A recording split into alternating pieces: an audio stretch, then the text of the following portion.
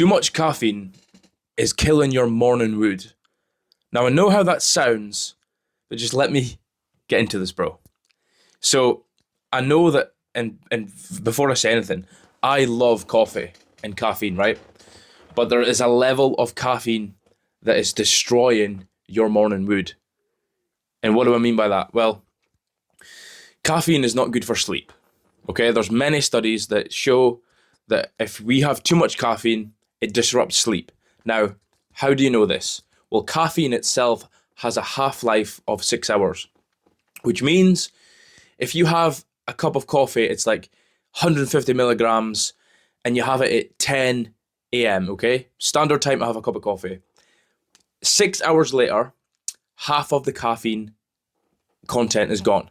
So that's 75 milligrams still present in your system, okay? The funny thing is, well, it's not funny because when I learned this, I was pissed off. 6 hours later, so we're at 4 p.m. now, 10 till 6, 10 add 6, it's 16, okay? But you still got 75 milligrams. Another 6 hours is most people's bedtime, right? Which is 10 p.m. The thing is, the caffeine goes from 75 milligrams to 37.5. Okay, excuse my math. I think it's something like that. 70 is 35. So 37.5, I think.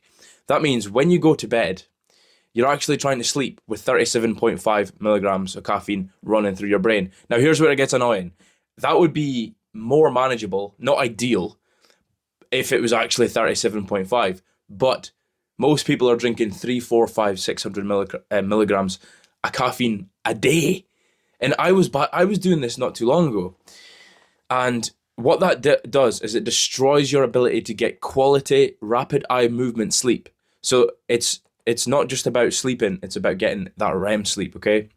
Now, a lot of people's arguments to this, I've talked about this to people before, and they've came back and said, oh, well, I can fall asleep. And I'm like, bro, it's not about falling asleep. You know, like, people say they can pass out after coffee, like, they have coffee later in the day and it doesn't affect them, but they're not realizing that they're missing the point. You going to sleep and passing out with 150 milligrams running through your brain, what it actually does is it blocks you getting your REM sleep. So let me just give you an example of how this works. This is exactly the same as alcohol, okay? Have you ever had beers and then the next day you've woke up and you've thought, flipping heck, I've just slept for 10 hours and I'm groggy. Why am I tired? It's exactly the same with alcohol. Drinking alcohol and caffeine does not allow you to get deep, restorative sleep. Your REM sleep, it's messed up, okay? That's why you feel groggy. So like passing out is not the same as deep, rapid eye movement sleep, okay? That's the most important thing to remember in all this. So when people say to you, I can just pass out, now you just need to look at them and say, yes, but I get more REM than you. Now, that's going to sound crazy to a lot of people, but trust me, there's so much studies to back this up. Now, I'm not saying not to enjoy caffeine. I'm just saying to monitor it because, and how it ties into morning wood is that if you're getting good sleep, during your REM cycles, a lot of your hormones are being optimized, just in your whole sleep cycle, right? There's different stages of sleep, and they're all crucial, they all work together synergistically, and the whole body and mind, everything recovers, okay?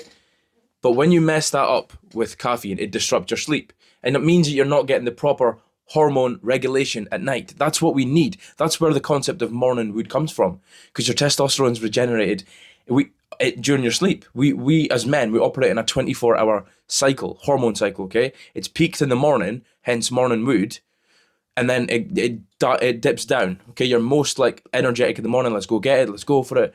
But by the end of the day, you're kind of like, ugh, right? And then the stimulants do not leave the body. And then you try and sleep, and you try and help your body get this recovery, and you get your hormones. You're hoping to get your hormones in balance, and it doesn't work. And you start waking up with no morning wood, and you think, hold on. I'm a young man. I'm not getting morning wood. What's going on here? And it's not. It's because you're sleeping later and you're getting less quality sleep. So let me ask you this. Is that third cup of coffee you grab whilst you're at work at 2 p.m. really worth messing up your sleep and hormones? Because here's the thing. Your hormones and your testosterone, especially testosterone as a man, when it's optimized, you feel your best, and it means you can do better at work and in your gym routines and everything, right? And it means your performance in life and how you feel about yourself and how you attract a mate and how you speak to women. It's all, if you've got the higher testosterone, and it's a simple fix your sleep, okay? But it's not the only thing. But this video today was specifically about caffeine ruining your morning mood. And now you're probably thinking, oh my days, this guy just came up my feed and and ruined my sleep. And I'm thinking, no, I'm not ruining your sleep. I'm ruining the belief you had before of that it's, if you're having terrible sleep, that it's just something you've got to deal with. No, caffeine, if you strip that back, there's many other tips I can give you, but this is the thing that you can focus on today that will help your sleep today. Okay? Now, I will give you an alternative. I've started using this. So yes, I still drink caffeine. I have really drastically reduced the amount of caffeine I take. But this, can you see that? Space Goods, an amazing company. They do, this is called Rainbow Dust. It's mushroom and adaptogen super blend. And it's basically a nootropic. So if you don't know what nootropics are, they're basically brain focus mushrooms. Mushrooms contain nootropics that help. See, I'm saying the word again. Mushrooms contain things that help your brain focus, like I think it's called L-theanine. Apologies for my pronunciation of some of these stuff, it's hard. But like a lot of the, like you've probably heard of cordyceps, chaga, ashwagandha, matcha root, and it does have some caffeine, but it's only, get this right, it's only 80 milligrams in a serving of this.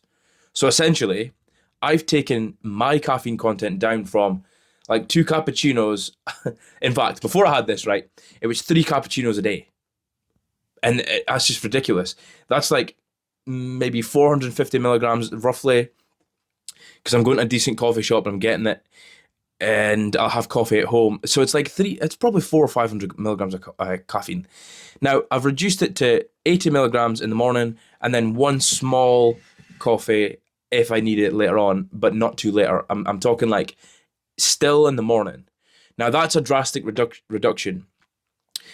And I've implemented a couple other things that I'll speak about in other videos, but I have noticed morning mood coming back. So my hormones are getting regulated, I'm getting better sleep, and you're probably thinking, what the fuck is he wearing?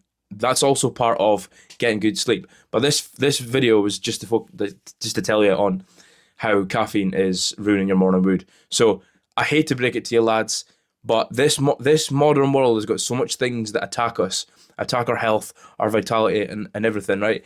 That we need to take matters in our own hands and start going against some of the traditional beliefs in order to stay healthy, because there's so much things attacking us.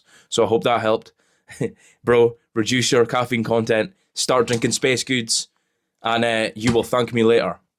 Stay hard.